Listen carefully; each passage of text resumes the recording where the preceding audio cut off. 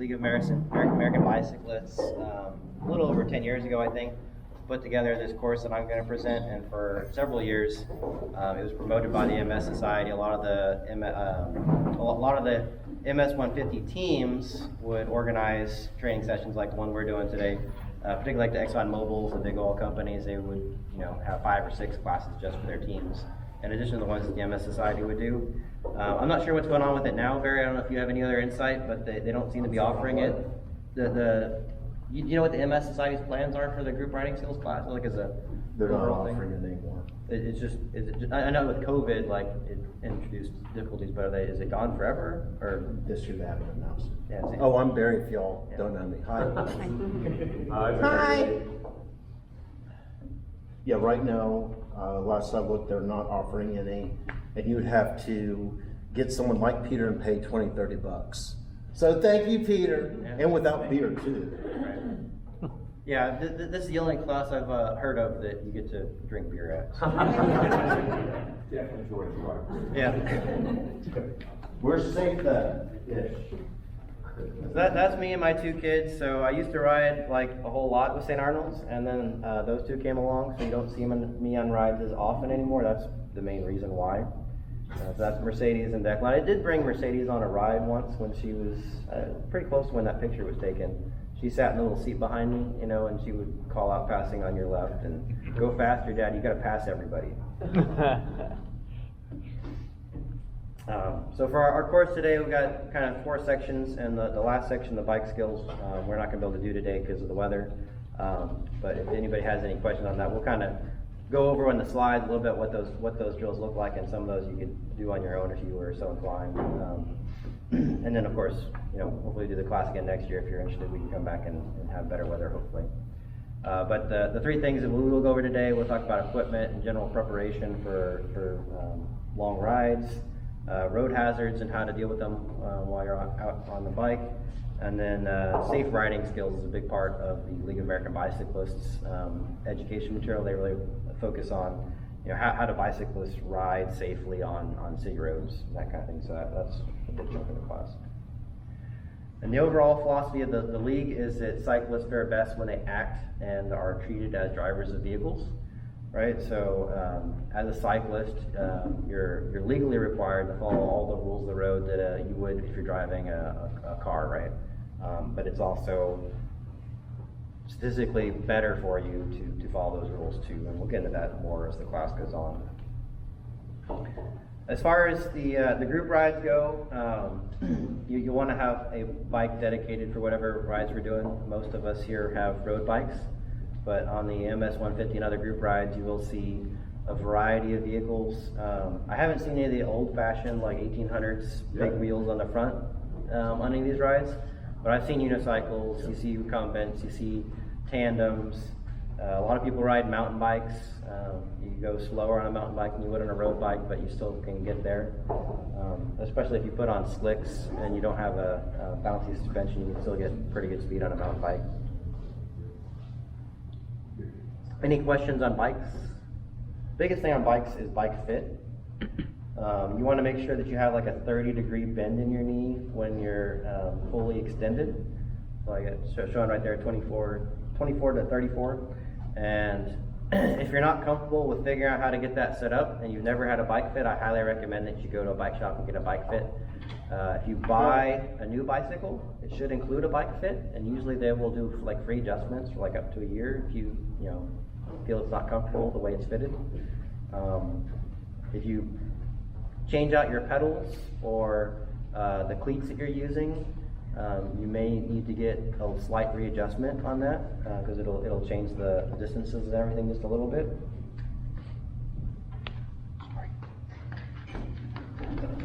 And then for those of us that are relatively new, things that you want to carry on a bike, the most important thing to have on you on a bike ride is a means of fixing a flat tire. One of the most important things. So you can either have a pump or a CO2 cartridge. So you can see those there. On my bike, you can see I got like a little frame pump right there. Pretty compact, and you can actually get 120 PSI on that. For an extra like $20, you can get a gauge that fits inside there. Actually tell you what the pressure gauge is. And then of course you can get the compact CO2 cartridges, but if you have several flats, you might run out of CO2.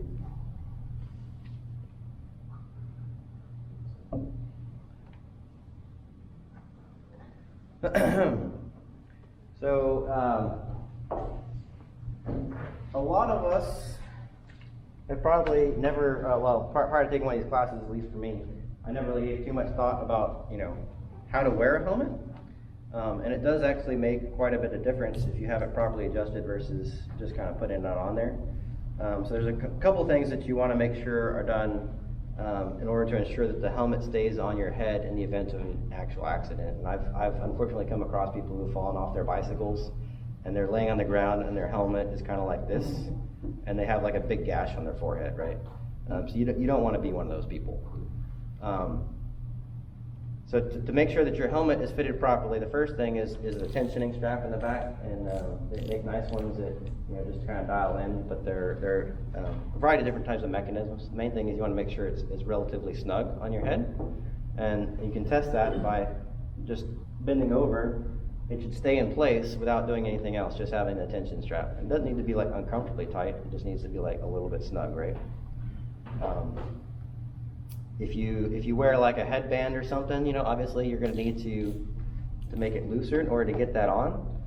So when you're purchasing a helmet, I always recommend like get the biggest one that will fit your head without anything on it, so that way you have room for like other stuff. Because you don't want to get in a situation where like it doesn't really fit on your head anymore because you're wearing a headband, and then like it's way up top on your head because you can't get it all the way down, right? So the other things you want to look at. You want to make sure it's oriented properly. So you put 2 fingers on top of your nose, and that should come to like the brim of the hat. That's about where it should sit. And then the straps underneath your chin should have no more than like 2 fingers between your chin and the bottom of the strap when it's tightened. And then the spot where the 2 sides of the strap come together should be just below your ear. You don't want to have it way down by your chin. Because these straps help prevent the helmet from rotating forward or backwards when it takes an impact, right? All that makes sense? Yes. And it shouldn't be at an angle. Like they were kind of tilted a little bit. Yeah, I mean, you'll see people wearing them like way back on their heads like this. Occasionally you'll see somebody wearing it like this, right? Those things are bad. A lot of times you'll see people with the chin straps like way down here, or like the Y split like way down underneath their chin, right? And those are all things that you want to try and look out for. As far as picking out a helmet, they're all nominally manufactured to the same safety standard. There are a bunch of other additional technologies out there nowadays. I'm not 100% up to speed on all of it. I think Ephraim was pretty well versed in it, but there's one thing called MIPS, which is like an anti-rotational protection system, which is really good for high speed impacts. There's a lot of research saying that concussions are a large part caused because your head is somehow rotating and it suddenly stops, and it causes like your brain to spin inside your head a little bit. And MIPS is designed to kind of prevent that because it allows the helmet to rotate. Like there's a shell on top of the outside of the helmet that rotates during an impact. So it reduces that angular acceleration on your head. There are some people that say, well, you're not going fast enough on a bicycle that it matters, but I know that, some people in this team, I'm not going to point names, but some people go pretty fast on a bicycle sometimes, especially downhill on the first day of the MS 150. Any questions on helmets? Oh, and if y'all go to Trek, we'll get 15% off a helmet. So if your helmet is more than, 4 years, 5 years, where you should replace it? Yeah, it's recommended you replace it every 5 years. Also, if you ever have a crash, even if your helmet looks okay, you should probably get it replaced because the foam inside the helmet may have been cracked or damaged, and you want to get that replaced so that it's not in a compromised state already in case you get into a future accident. So yeah, go to Trek, 15% off. Tell me you're on the team, it should be good. So for the MS 150, as well as for group rides with Saint Arnold's and any group rides that are sponsored by the MS 150, there's a number of rules that you signed on to when you signed up for the ride. These are also just general good safety practices. So no headphones. The reason for that is, communication is very important while we're doing these group rides. You got headphones on, even if you only have a headphone in one ear, it does compromise your ability to hear the other riders calling out safety issues to you. Same thing for Bluetooth earpieces, kind of same thing for your phone or MP3 player. Caveat to that, if you do have like a speaker mounted on your bicycle, that's okay. Just keep it to an appropriate volume, like same kind of thing. Like if you can't hear anything outside of your radius and your radio, then that's a problem. But as long as you can still hear other people, it's okay. If you got mobile phones and you need to make a call, check a text message, please just pull over and stop. It's kind of like people driving down the freeway texting on their cell phones. It's that important. You can stop and check it. One question. Yep. How do you feel about the sports button deal where they sit to your buttons instead of in your ear? Or I'm sorry, it does what? they sit on your buttons so that you can hear it, but it's not in your ear. They're made. And I just wondered how you felt. I'm not actually familiar with those. They're open earbone connection. They don't actually go in your ears. It's basically just fiber on the outside. They're supposed to let your ears stay open, but they do. Yeah. Then you generally still hear them. Yeah, you should. Yeah. I mean, you can, but you really should. I'm just. I know that's what I'm just, yeah, you Okay, should. thank you, Gary. I imagine the MSSI will come out with official guidance on that. But I think it just goes back to can you hear the person behind you calling out at a normal volume level, right? If the answer is no, then you probably shouldn't be doing it. So handheld cameras, if you got like a camera mounted to your bicycle that automatically takes a photo, certainly that's fine. But we just don't want people, using their hands to operate a camera while we're riding. And then trailers used to be allowed on some of like tag-alongs used to be allowed on some of the training rides, but I don't think tag-alongs or trailers are allowed these days. Mostly just because it takes up extra space in the road, especially a trailer with two wheels. It adds to the congestion, makes a potential collision more likely with somebody.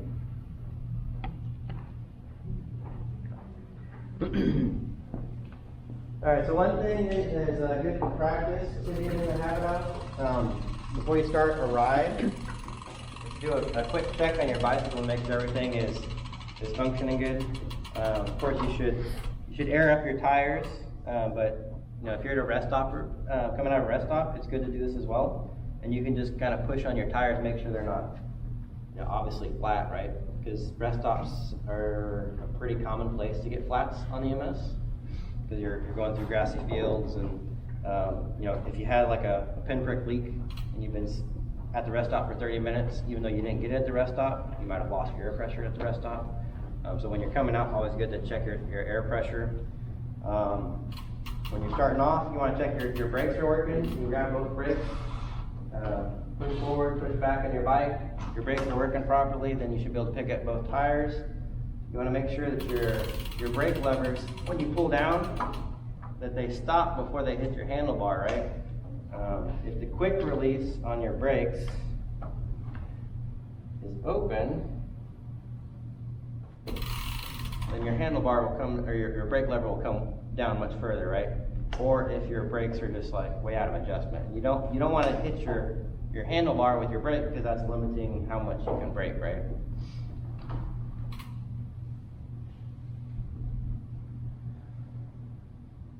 So other things on there, you can check your crank, make sure your chain is engaged. A lot of times people get on the bike coming out of a rest stop, and lo and behold, your chain is off your cassette. And then we talked about the quick releases for the brakes. You also got the quick releases for your wheels. So the main thing on the quick releases on your wheels is, well, number one, make sure they're not open. This is closed. If it's out like that, that's obviously open. But the other thing you want to consider on the quick releases You don't really want your quick release on your front wheel to be sticking forward like that, because if somebody else's wheel were to get in right here, they could pop it loose, right? So you generally on the front one either want to go straight up or straight back. I like to go straight up because it's kind of protected by the frame of the bike.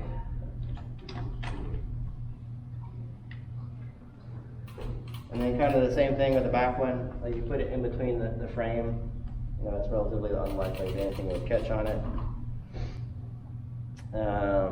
Let's see, what else do we have?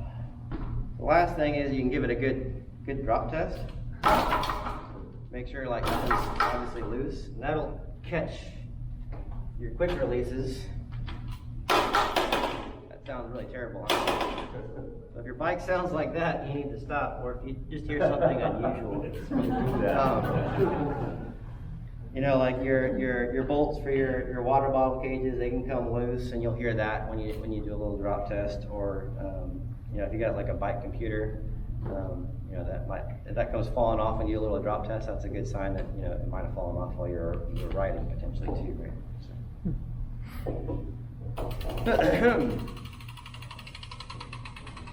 So yeah, we are gonna have maintenance clinics with Trek. The first one may be like the second week of February, but we'll keep you posted on that.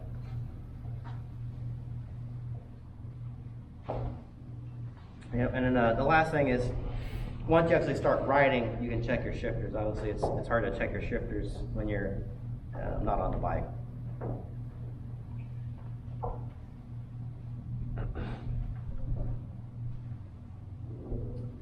So cycle maintenance is pretty important for extending the longevity of the components on your bicycle. If you don't clean them, they will wear out a lot faster, particularly your bike chains and the gears on them. Anytime you're riding out in wet weather, you should wash your bike and clean the chain, because you'll pick up a lot of debris that will accelerate the wear on those components. But even if you're not riding out in the bad weather, you want to replace, or you want to clean them every so often. And then depending on what kind of riding you're doing, you know, plus or minus every 2,000 miles replace the chain. There are measurements for the chain. It tells you like what the wear is at, and you can get a gauge, or you can ask your bike shop. And then there's a bunch of gears, derailleur pivots that need lubricated occasionally.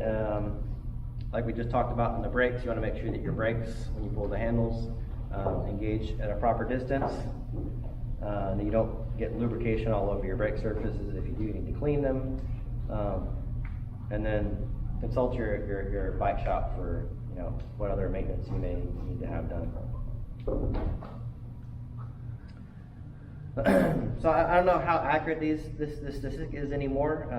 It was pretty consistent for a number of years, but we would typically see about 40% new riders in the MS-150.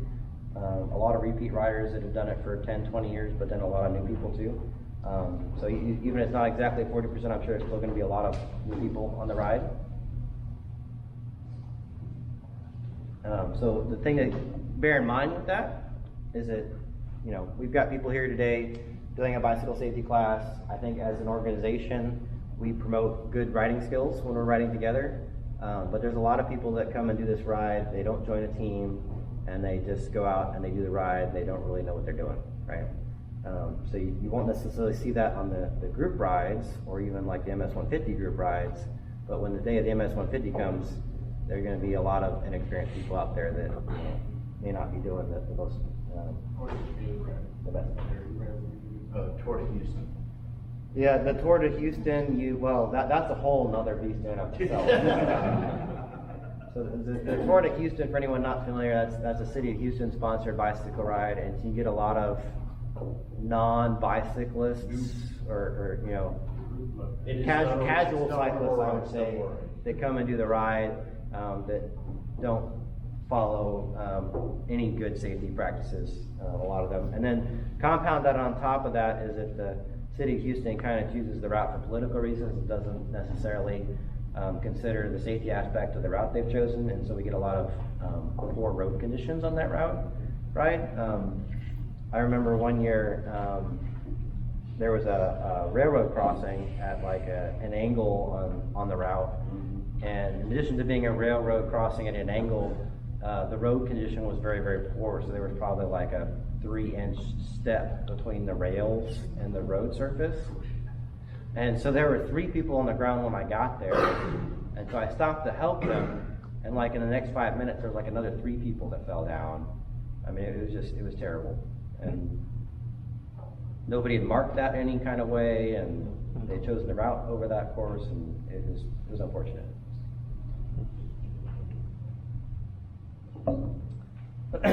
But as far as group riding goes, we want to try and do things to make ourselves predictable, give warnings, announce hazards, and we'll talk about how we change positions correctly.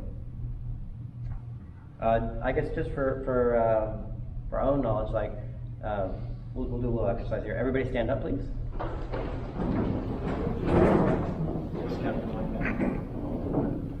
All right.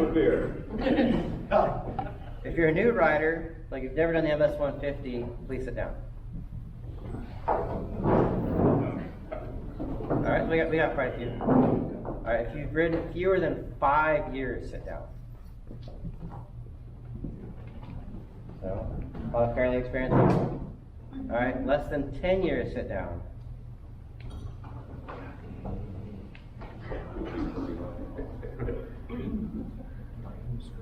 All right, less than 11. 12. 13. 14. 15. How many years have you guys done it? This will be my 19th. 19? Awesome. I'm probably yeah, that's it. That's not fair. I lost count.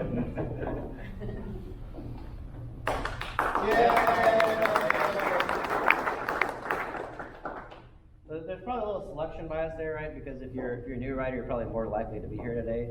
But it still demonstrates, at least for our team, there's a substantial number of new riders, right? So we'll talk a little about pace lines. And this is like content that I added to the course. It's not something you would get with the other with the standard course. But we do practice pace lines with the Saint Arnold group, so it's good to talk about it a little bit. Pace lines are great because they save effort, up to like 30% effort in a pace line. But they can be dangerous if they're not done properly. One of the big things is when you're doing a pace line, other people will see your pace line. They'll be like, "Hey, it'd be much easier for me to ride with those guys in that pace line than by myself." And so, like random people will hop on your pace line, and so that they can do things that can be squirrely or dangerous to the rest of the group. Starts are challenging for pace lines. Well, starting and stopping, and then road hazards. Become more of a challenge with pace lines because you're tighter spaced together than you would be otherwise, and you always got to watch your spacing. So a tip, I guess, a standard default single pace line looks kind of like that. So you got folks riding in a line. When the person in front gets tired, they rotate to the back. So you always want to have a signal when you're in a pace line that indicates when you're moving from the front to the back. So typically, like, people will slap their butt to say that they're coming off the side, and you want to all coordinate which side you're going to, right? Like, are we going to the left? You could also do this where you rotate to the right. You want to be consistent in how you do that so everybody knows where to expect you. Obviously, if you're riding close to traffic, you want to wait for a good point in time to rotate. Don't rotate while there's a car passing everybody. Occasionally you see incidents where that's an issue.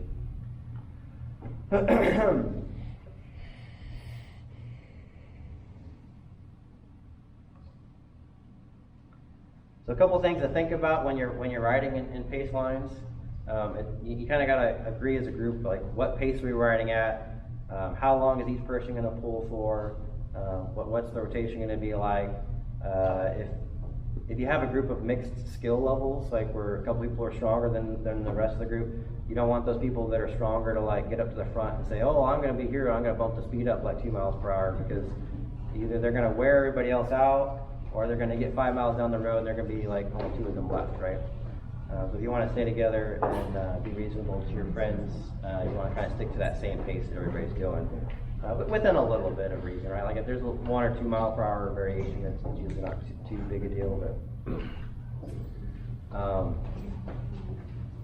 And then spacing for pace line, you want to be within about a wheel's distance of the person in front of you to get maximum efficiency.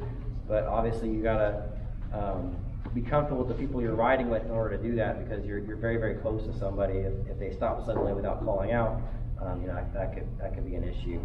And then communication becomes even more important in the pace line for that same reason. Like if you're stopping at a light, make sure you call it out. And then when you're starting, there's kind of like a yo-yo effect, right? Anytime you have a group of riders.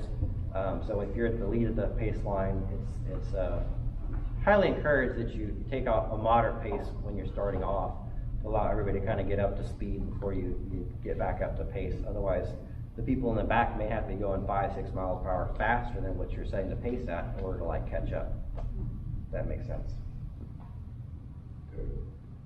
Oh yeah, I should probably mention this for people that are new on the team. For our training rides for the next probably 3 weeks, 4 weeks, I hang in the back and I'll show you how to do all this. Generally speeds are like 12, 13, 14 miles an hour, but certainly listen to Peter and you'll get a good idea. So when I mention something, you'll be like, I get that. Makes sense. So the next advancement in the evolution of a pace line would be a double pace line. So if you have enough riders where like a single file line is very, very long, then it makes sense to go to a double file line. If you only have 4 riders, it doesn't make sense to go double, you just go single. If the road's permitted, right, you can go double. But if there's not enough room on the road, obviously you just gotta go single file, maybe break up into 2 groups, whatever. When you're doing a double pace line, you gotta think about how you're coordinating things. And the video here, it shows both riders at the front peeling off at the same time, which is great from like a coordination from the pace line perspective, but it's not very good in terms of like how much road space it uses up, because you got 4 riders going across at one point in time, right? So most of the time I feel like there's not enough room on the road for both riders to peel off. So if I'm in the front, I always wait for the other person to peel off, give them a good 30 seconds before to get to the back, and then make sure it's clear, and then I'll go. So that's generally what I would recommend. I wouldn't recommend peeling off 2 at a time. And obviously with a double pace line, your choice of direction, which way to go, you got to go to the outside, right? Nobody ever goes to the inside. That would be crazy. I can try. You could try. So now here's the real fun one, and this is not advantageous a lot of the time, but when it is advantageous, it's really useful. So where a rotating pace line pays really high dividends is in a crosswind. Because in a heavy crosswind, if you got wind coming from right to left, the right side of the pace line will bear all of the burden, and the left side of the pace line will have to work it nearly as hard. So like everybody on the left side is getting that 30% benefit, and nobody on the right side is getting any benefit. So if you do a traditional pace line, you're just going to wear out the people on the right side. And so what you'll see is like you start with like 8 people on both lines, and like 5 miles later you have 4 people in the right line. And then 5 miles later you have 2 people in the right line. And then like 5 miles later you only have the left line, right? And the left line will keep getting longer because people in the right line, right side, they may drop to the left side if they're able. But if you rotate the pace line, it gives everybody, equal coverage on the left and the right side. The way this is shown, like it's kind of continuous, right? Like everybody's constantly moving. I think that's a pretty hard thing to coordinate. We've done this a few times. The place where I've seen this come up the most is on Bike Around the Bay. There's a stretch of the road that seems to always have a really awful right to left crosswind. And so we've done this a couple of times pretty successfully in that stretch. And other times not so successfully, we dropped a bunch of people. So the way we've been successful with this, was to have a couple of people like rigorously call out like when we're rotating and kind of pause in the rotation, right? So everybody kind of stays stationary for 30 seconds, somebody calls out rotate, and then everybody knows what to do. Right side moves forward a spot, left side drops back a spot, and then we stay stationary for like 30 seconds again. But this is a pace line type that it's very important, like everybody's on the same page.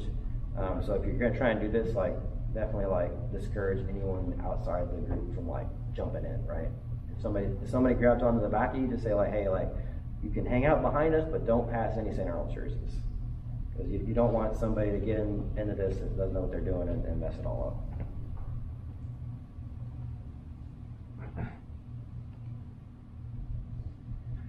up. And then so one other pace line formation would be for crosswind. If you have a really large road, which sometimes on like bike around the bay against the seawall, we've done this. I don't think we've ever done it on the MS 150 that I recall.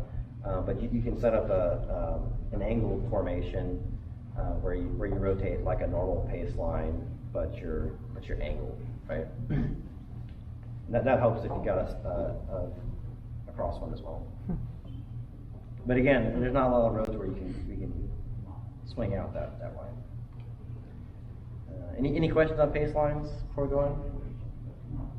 No?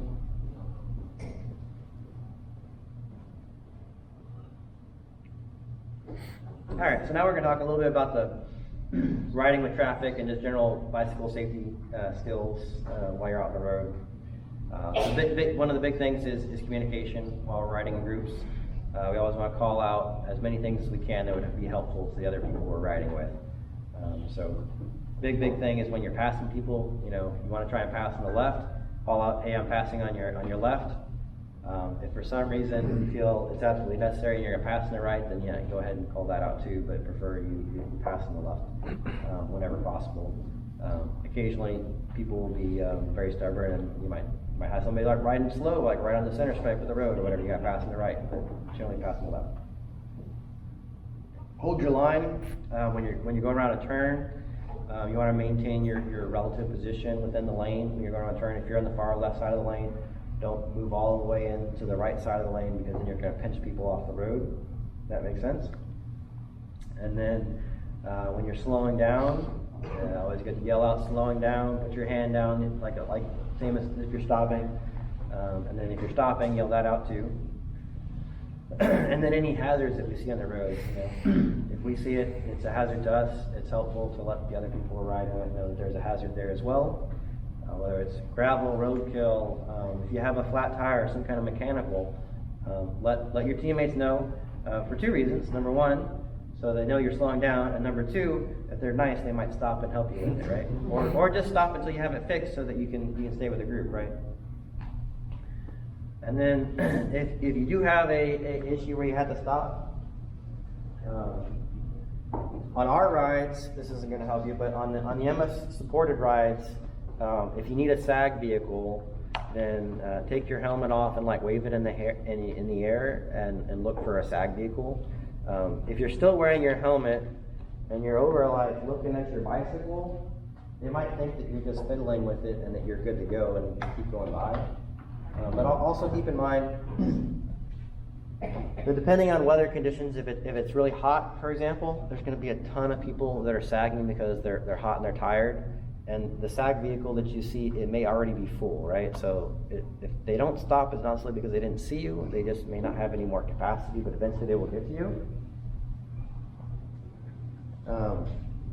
If you're just hot and tired, check your map where you're at. If you're a mile from a rest stop, it may not be so bad just to go another mile and get to the rest stop, and then you can rest there as opposed to waiting on the side of the road for somebody to come and get you. And you can take a SAG from all the rest stops to the finish line or the range. If that makes sense.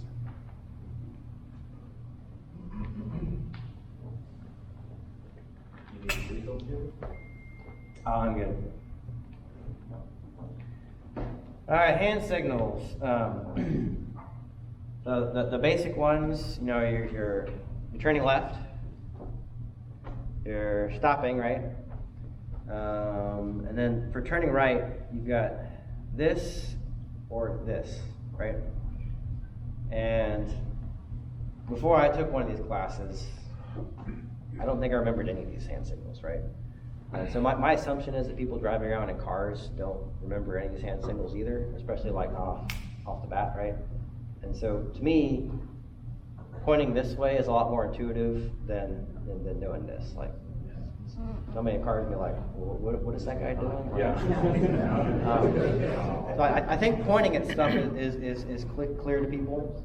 There are people that are very adamant that you should never point with your right hand because your right hand needs to be available for your brake, right? Because unless you're riding in Europe, your right hand is going to be your rear brake. And if you brake with your front brake on your left hand, then you're more likely to do end over, especially when you brake quickly. Does that make sense? There, because if you're in Europe, the brakes are reversed, right?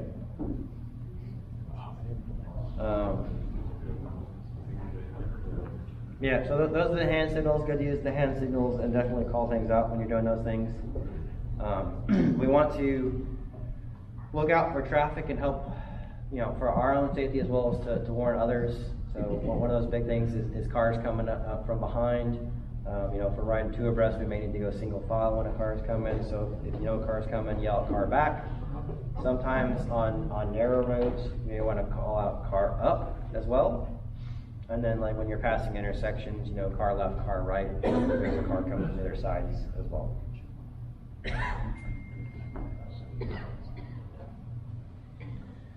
So when you're coming to an intersection, it's pretty common for people to use the word clear to kind of try and be helpful, right? I'm sure they're all trying to be helpful. I never use the word clear, and the reason why is I don't want anyone to roll through an intersection because I said something without looking for themselves, right? Because I'm not perfect, I miss things. Things change between the time that I'm there and the next person is there. So I want in my communication to be clear about what I know and what I don't know. So I always use the word rolling. That means that I'm going, it's safe for me. I don't know anything about what it's going to be like for you, other than the fact it was safe for me. If I see a car to the right or the car to the left, like I said, I'll call those out, right? So I recommend you don't use the word clear because to me that implies that it's going to be safe for somebody and you don't necessarily know that. And also, when somebody else in front of you says clear, you always need to take it upon yourself to make sure you make your own decisions. Well, I was going to say, rolling's always the best. Yep. Because I hear a lot of people on the team now say clear, and when you're not clear at all. So even if you're right behind someone and you hear someone say clear, look, just be on the safe side. If you say rolling, that tells people they should still keep their head on the swivel. Yep. Please. So a few hazards to think about or to look for on roads. Dogs can be pretty aggressive sometimes. Sometimes they're not bad, sometimes they are. You can try shouting commands at them. Sometimes they listen, sometimes they don't. There's not really like great guidance on dogs. If they're coming at you, you can shout at them. Sometimes they pause, sometimes they stop, but a lot of times they keep coming. You can squirt your water bottle at them. Sometimes that'll faze them. Try and ride faster than the person next to you, and then they go after somebody else. If you really feel threatened by an animal, though, you can always get off the bike and use the bike as like a shield against the animal. But typically they're territorial, right? Like, so once you get outside of their neighborhood, their yard or whatever, they'll let you go. And then wind blasts. If you got gusty wind, it can alter your course quite severely, and when semi-trucks go by you, it can cause a wind blast too, right? So you always need to be prepared whenever you get passed by a semi-truck, like right when that truck passes, it's going to try and suck you into the lane, so you need to counter steer, right? And then any kind of like road hazards, like grates or slots or stripes, they're much more dangerous if they're parallel to our tires. If we go at them at perpendicular orientations, and then we're much better off, or even like 45-degree lines. And then, the steel plates, any kind of steel surface or paint can be very, very slick, especially if there's just like a little bit of water on the road. So watch out for that. And then, lastly, like uneven surfaces, like if they've gone through and it's like a 2-lane road, they've asphalted like one lane but not the other lane, you get this little like 1-inch gradient right there. That's a really great hazard for somebody to like, if you try and change lanes at like a slight angle, then like you just fall over. You gotta cross out at a good angle or hop it. Any questions on that? Bunny hop. Yep. Ah! Was there a question? No, he was just saying that's not a question. No. No, that wasn't a question. Bunny hop. Yeah. If Yeah. it's really slick, what should you do? If someone says like, hey, it's really slick coming up, like, what should you do? Pray to Jesus. Well, you should.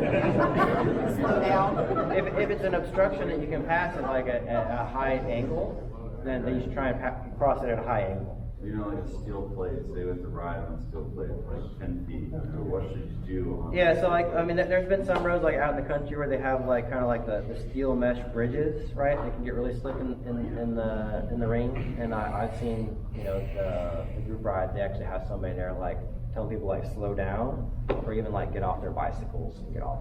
Is it also advisable to like increase your follow distance if you're in a pace line if it's hazardous roads? Well, traction? increase your following distance and also reduce your speed if you're at the front, right? So you give everybody time to maneuver through that hazard and then like regroup, right?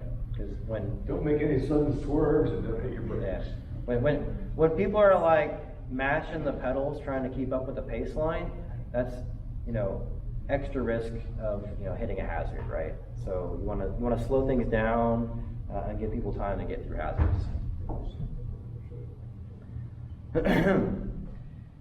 So one big no-no, unless you're riding in a slant pace line, is don't overlap your front wheel with anybody's back wheel, because if they move towards you, then they're going to clip your front wheel, and front wheels are a lot less stable than back wheels, right? Back wheels don't hurt too much when they bump something, but front wheels causes a lot of problems. So always give yourself some space. Rest stops are one of the most likely places to have an accident happen during the big group rides, because you got a lot of traffic going in, a lot of traffic going out. There should typically be volunteers there kind of directing people in different directions, so always try and follow their instructions. Don't go in the exit or out the entrance, that kind of thing. Check your bike for thorns and gravel and such before you leave. Also, if you're riding with a group, decide well in advance before you get to the rest stop if you're going to exit or not. And regardless of if you're in a group or not, make sure you position yourself on the roads appropriately for, if it's a right-hand exit, the right people on the right side of the road should be going to the rest stop, and the people towards the left should be bypassing, right? We don't want vice versa and like collisions to happen. Pull in as far as you can to the rest stop. There's again, the volunteers should be kind of instructing you like, hey, like keep going, or get off your bikes here. But the more we can clear the entrance to the rest stop, the less likely people will run into each other. And then when you're exiting, make sure you watch for people bypassing and traffic. There's an example of a railroad crossing at a dangerous angle.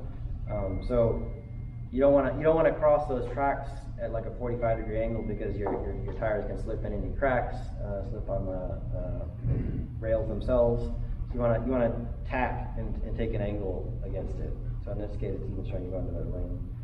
So there's a couple examples. Of course, when you're doing this, you need to make sure you watch out for other cyclists, make sure they're doing the same thing, because one person goes straight, another person takes an angle, that could be a problem, right?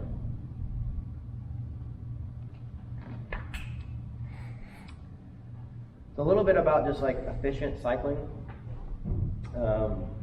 You need to be able to change your gears. I know for some first-time riders, like you get this fancy new bike and you don't know how to change the gears, and that's no big deal.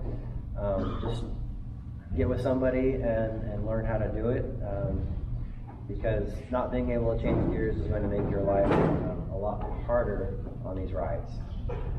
You want to be able to shift your gears, and you can maintain a cadence of like 75 to 95 RPM most of the time.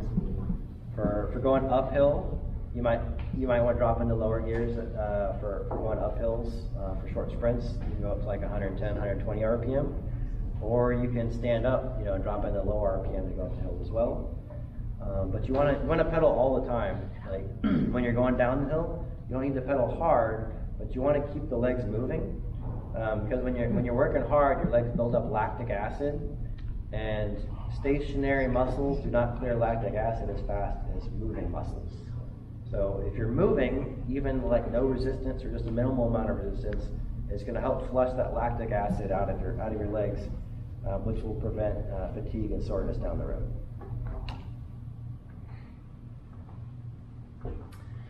So nutrition and hydration, you want to make sure that you have ample food and hydration, water or Gatorade or similar, on your rides.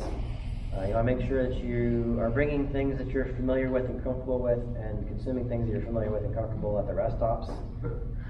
The last few years, the MS-150 has gone with like mainstream fluids for hydration.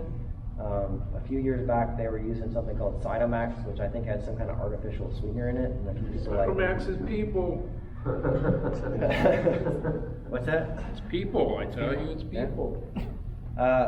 Some people couldn't stand the taste of it, so just be aware of what's going to be available in the rides. I know some events like the Ironman events, they do like the Gatorade G2, which is like double electrolytes, double sugar, double everything, right? Which it can throw you out of whack if you're not used to that.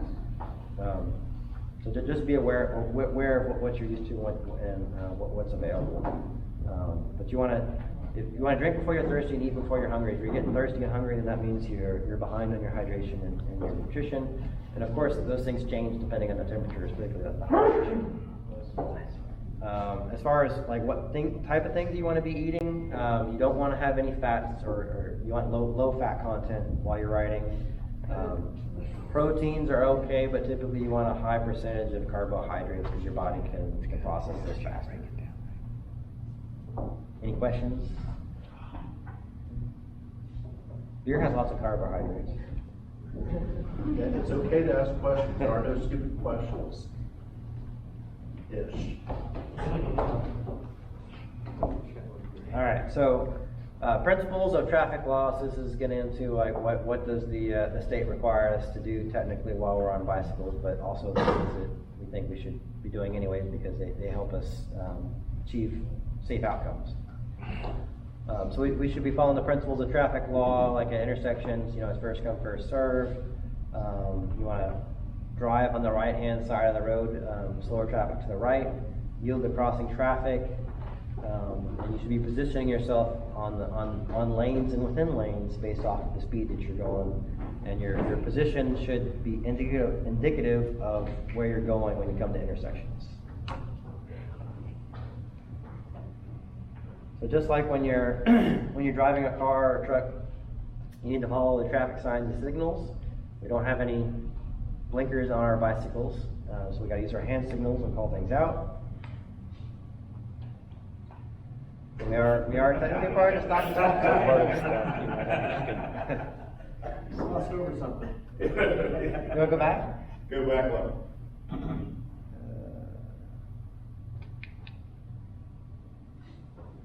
Yep.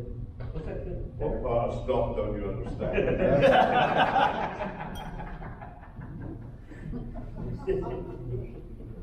Possibly miss 150 for having a sense of humor.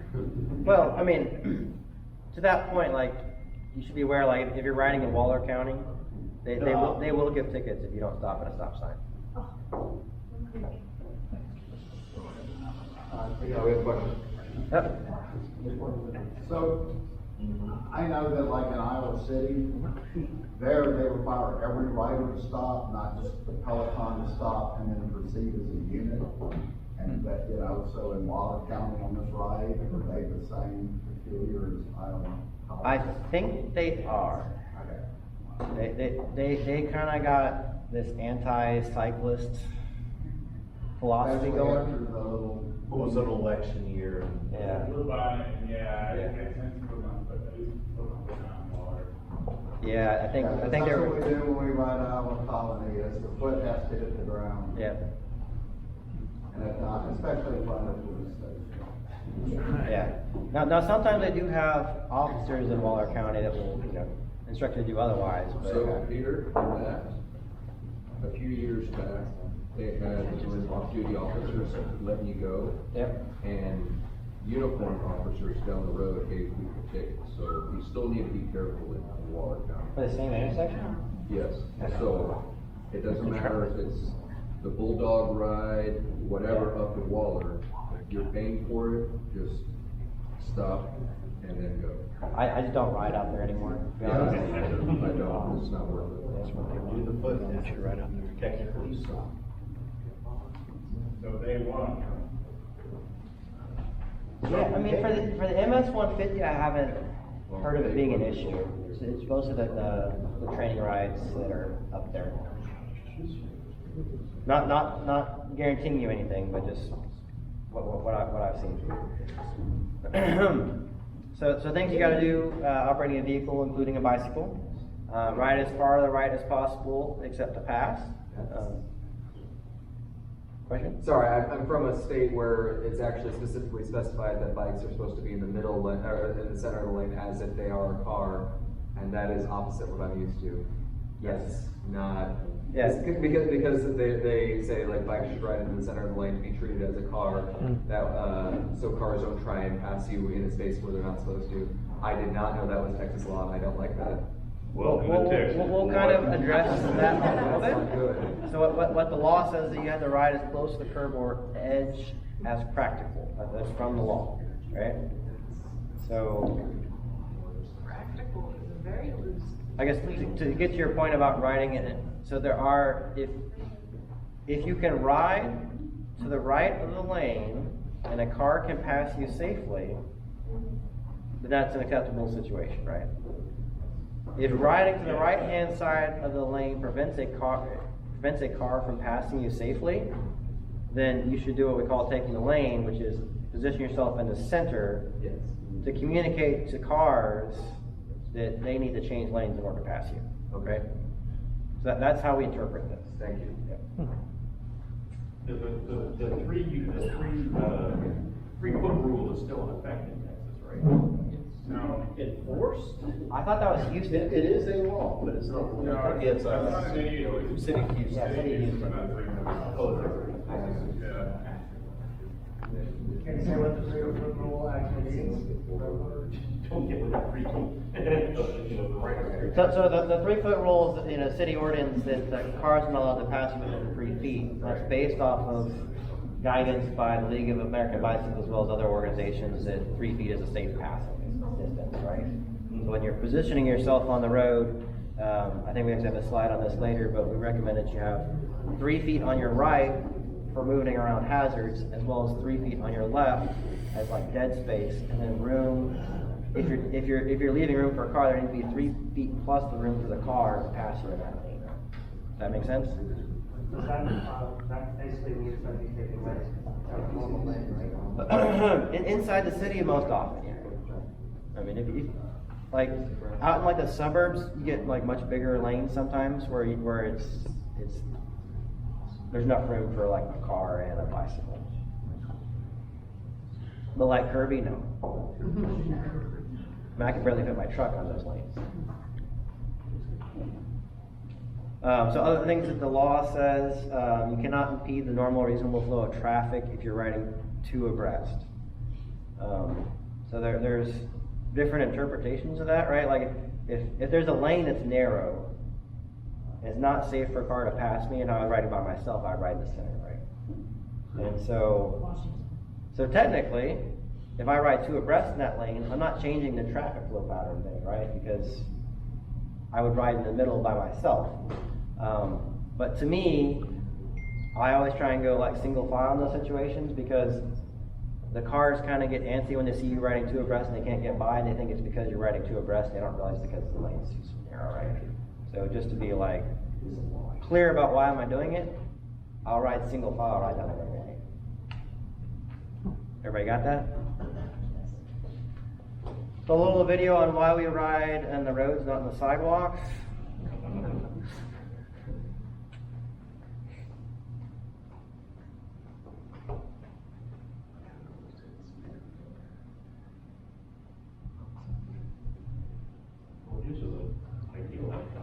So I think a big part about the philosophy behind the league and getting safe outcomes is when you're riding, you want to ride in a predictable manner.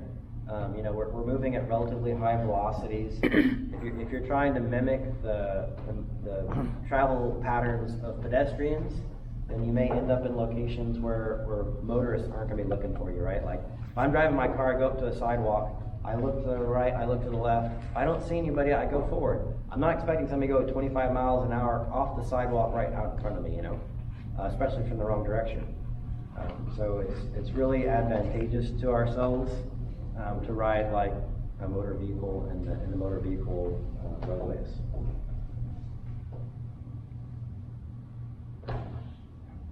And from the proper direction.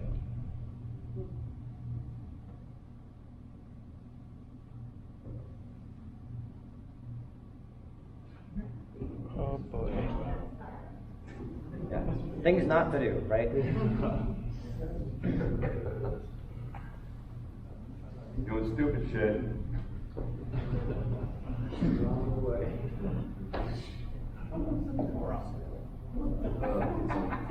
And not only is it individually like a bad idea, but it just compounds it further when there's like lots of cyclists and some of them are doing the right thing and some of them are doing the wrong thing, and then you get like people going two directions on cycles. Like it's just not good. So here's our slide talking about our shared lanes and non-shared lanes. So you've got your 3 feet. I don't know. I can't figure out what my laser pointer is, but you should have 3 feet of space available to you between like the curb and the end of the roadway and where you're at, plus any vehicle that were to pass you, right? Keep in mind that there are F-250 dualies out there, right? So, you know, if a Mini Cooper can pass you, that's one thing, but you gotta be prepared for the worst case. So if there's not enough room for that scenario, then you take the lane, where you position yourself in the center of the lane to force any other vehicles to pass you in a different lane. That's 3 feet from like the markings that mark the edge of the road, right? Not like where the asphalt goes to the dirt.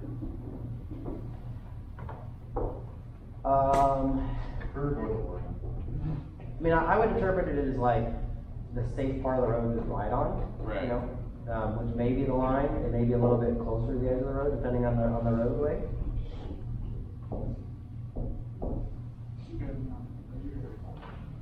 I know, because I saw last year on day 2, some guy was, after lunch, he just kept drifting. It was like one of those country roads, and he drifted too close to the edge, and he kind of went into the grass area. Oh, yeah. I mean, the other thing is like sometimes you get, you may have a shoulder that's like not rideable, Right. but it's good enough for like evasive maneuvers, right? Right? And so in that case, I would consider that part of my 3 feet. So I know on some of the roads we can ride, there's a shoulder, and then do you want to, I'm guessing, would you recommend riding on the shoulder like to the right of the rumble strips or staying on the road? Well, if there's room to the right of the rumble strips, that would be better. Okay. But, you know, again, sometimes like, there's a lot of debris over there. I would definitely consider like the rumble strip part of my, the stopping point for my 3 feet though, onto the left, right? Right. I would want to be 3 feet to the left of the rumble strip. Everybody familiar with rumble strips? They're a good thing to make you lose your composure while you're riding your bicycle.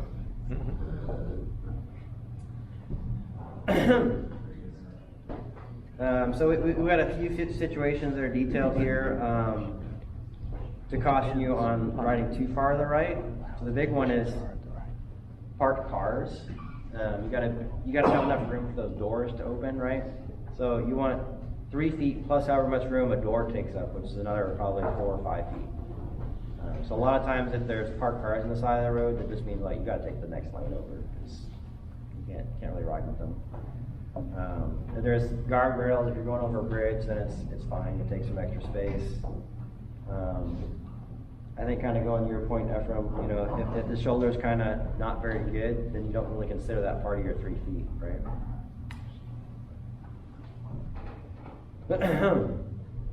But if you have really wide lanes, then it works out pretty well for, you know, cars to pass us. Potentially even, you could ride two abreast and still have a car pass you if the lane was really, really wide. Not very many times that happens. Another example of things that you really shouldn't do, if the lane's too narrow, that's kind of what it looks like. Like right down Richmond Avenue. Yeah. So that's what you should be doing, right? Like moving towards the center of the lane to force cars to pass you in a different lane. You're going And I do recognize, like, if you've never done that before, like taking the lane, the center of the lane, it's very uncomfortable the first couple of times you do it. And it might feel like scary and unsafe, but I think it's mostly the unfamiliarity to it, right? Like it really is a much better situation than having cars passing you like very, very closely. It's less scary than having some car pass you within a foot. Yeah. Yeah. That's terrible. That's a good way to get an end over. Car driver's fault. Right. At least the car driver waited. Yeah. In reality, that would never happen. You would open it up just before you got it. All right, so we're gonna talk a little bit about lane positioning with intersections. So it's same philosophy as when you're driving your car. You want to position yourself in a way that communicates where you're going. If you're going to the left, you need to be towards the left. If you're turning to the right, you need to be to the right. And if you're in a lane that goes multiple directions, you need to kind of position yourself within the lane. Like you divide the lane into thirds, like the center, the left side of the lane, or the right side of the lane, and to indicate which direction you're going to go in that lane. So if you're turning right, you go to the far right, like that arrow just showed. If you're going straight, then you should be in the center of the lane. If you're going to the left, then you'd be all the way to the left. Again, if this lane is, well, I mean, you don't want to allow room for like a car to pass you in a hazardous way, right? Like if you're going straight, if you're in the center of the lane, you don't want to leave room to have a car like come up next to you. But if you're going to the right or left, then it would be okay, like, as long as they're going the same direction.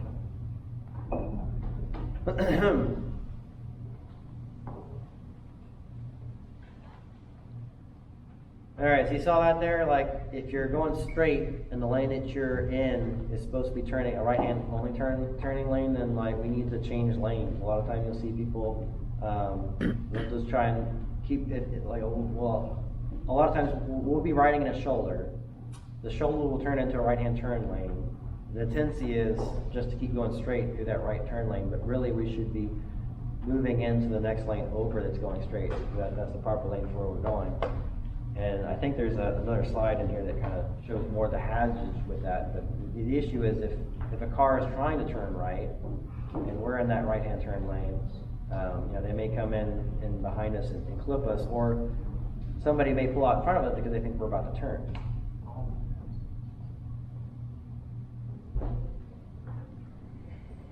So if that same lane has a straight or a right option, you can stay in it and take the center of the lane. And of course, if we're turning left, we need to move across the road into the lane that turns left before we get to the intersection, right? And what changes if it's stop light versus a stop sign or an unmarked intersection? Nothing really, right? You still need to position yourself the same. So here's a little example of riding with traffic, and if you need to make a left-hand turn, or right-hand turn, we're going to do a left-hand turn in a second. Straight. And there's the left-hand turn. So you should be all the way on the left-hand side to do the left-hand turn. If for some reason, like this is a busy road and you don't feel comfortable getting all the way across, you always have the second option of going up to the intersection, getting off the bike, hitting the crosswalk, and walking yourself across the intersection. Right? Yeah, okay.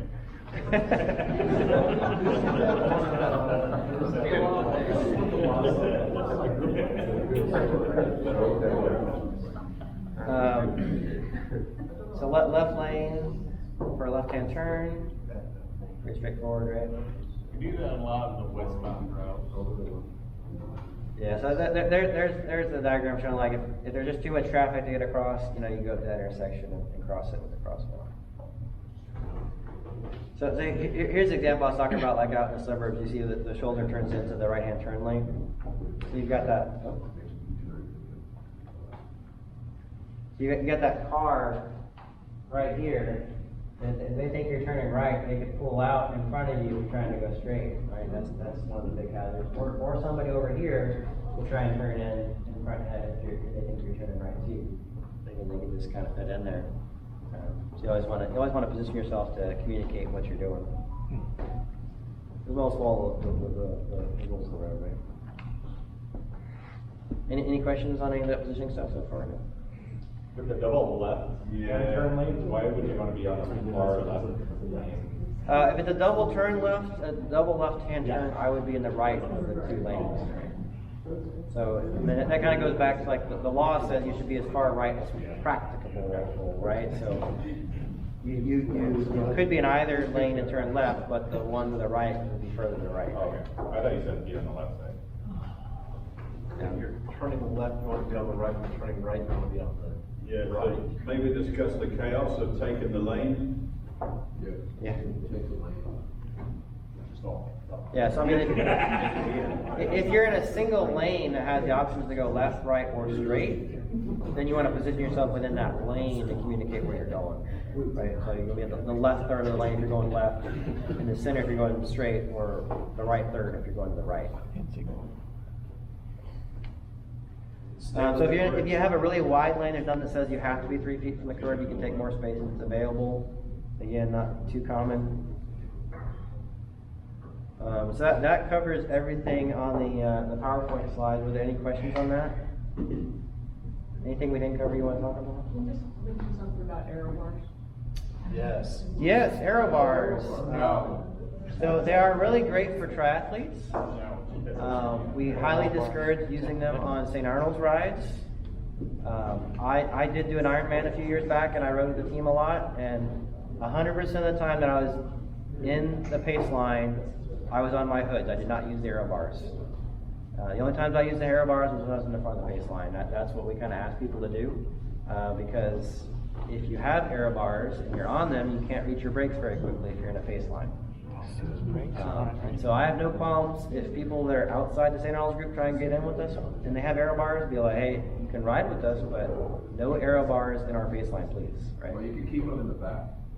Or you can in the back. Or the front. Or the front. No, just the back. Just the back. Well, the problem with the front, they got to get to the front, right? Like if they're willing to ride the hoods up the front, then that's one thing. But if you get the brakes and they're behind you. What's that? But if they're at the end of the line, they can't hit their brakes as fast, and they're behind you, and everyone starts braking. Yeah.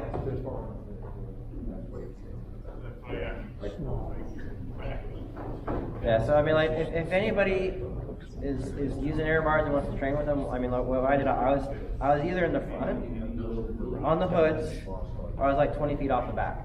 Okay. Right? So I was riding with the group, but I was getting no draft. But I don't do that anymore, because I'm not that crazy anymore.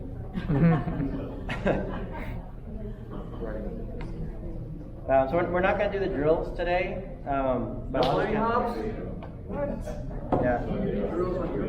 But we'll talk about them real quick just so you know about them.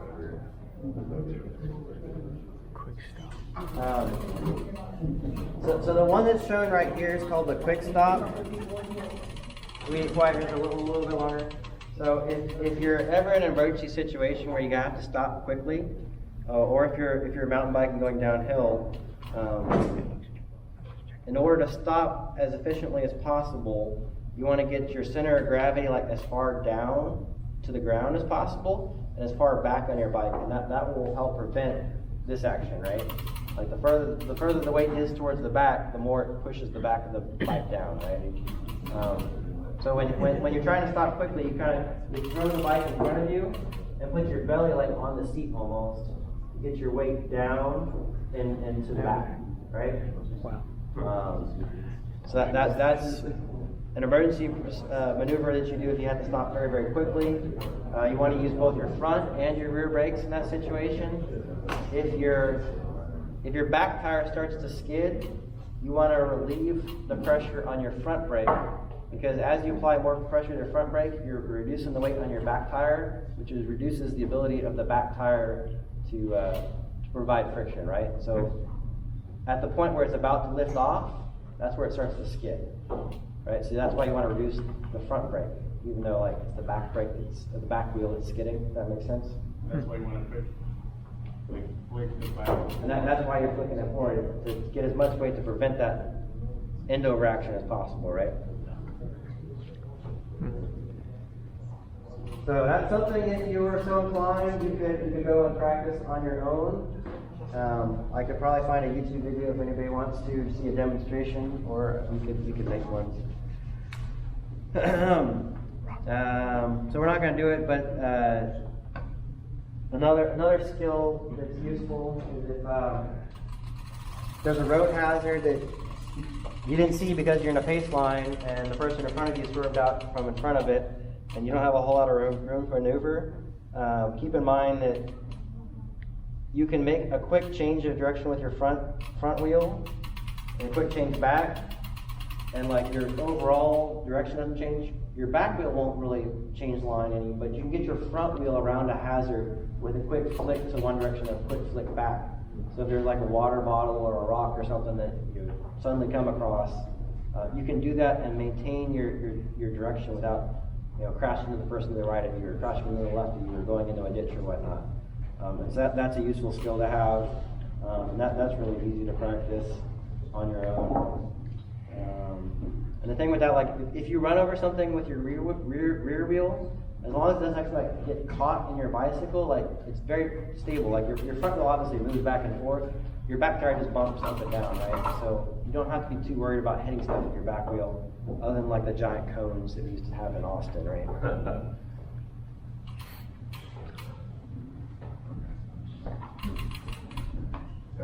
What about overlapping wheels?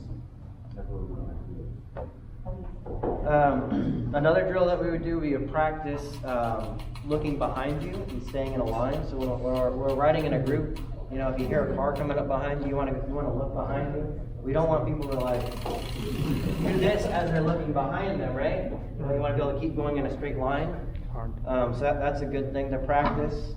The tips to that, keeping your hands close to the handlebar, the center of the handlebars will help you. You can also take, if you're looking over your left shoulder, take your hand and like put it on your back. That helps you like rotate without pulling the handlebars around, which would cause you to change your direction.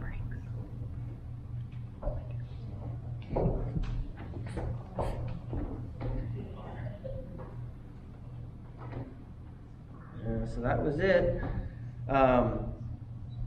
One skill that everybody should have is the ability to change a flat tire. If anybody doesn't know, we can go over that in a smaller group. Nice thing about riding with Saint Arnold is there's always teammates that would be willing to help you out with it. But you still want to be able to know how to do it yourself in case you're dropped or on a different ride. You don't have somebody with Saint Arnold to help you out. Make sure the tools you have work. Any other questions? You talk about drinking water while riding.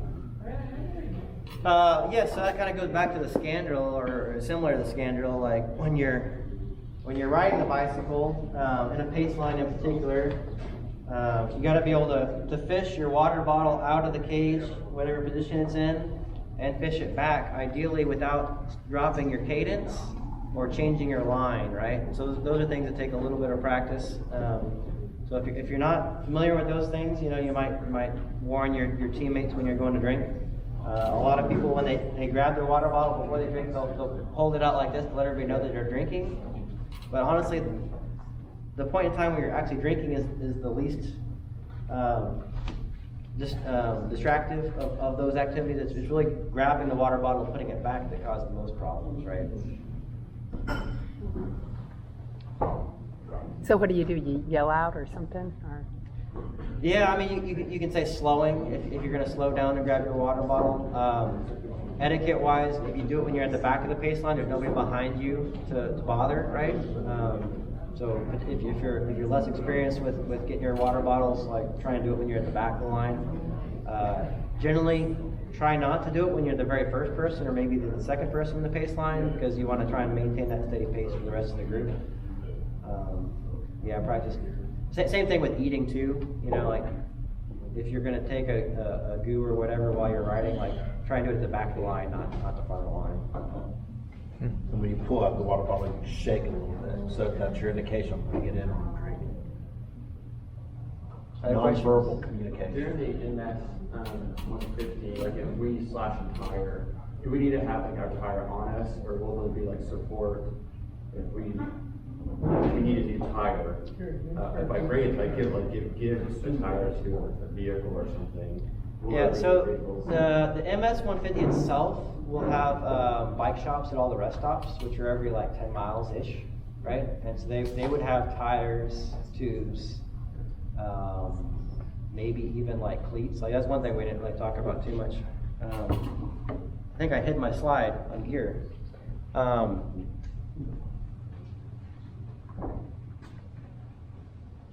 Yeah, like if you're using like road cleats, even mountain bike cleats, but like road cleats in particular, like these things will wear out.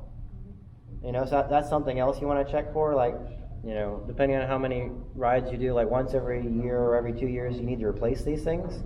Because you don't want to get on the MS 150 and have like the front brake off, and then it won't stay in the clip anymore. And so you can only pedal on your downstrokes, and like half the time your foot comes out. Transfer power stuff. Yes. One of your legs will get really strong. Oh, but to answer your question, generally speaking, you don't gash your tire during the MS 150.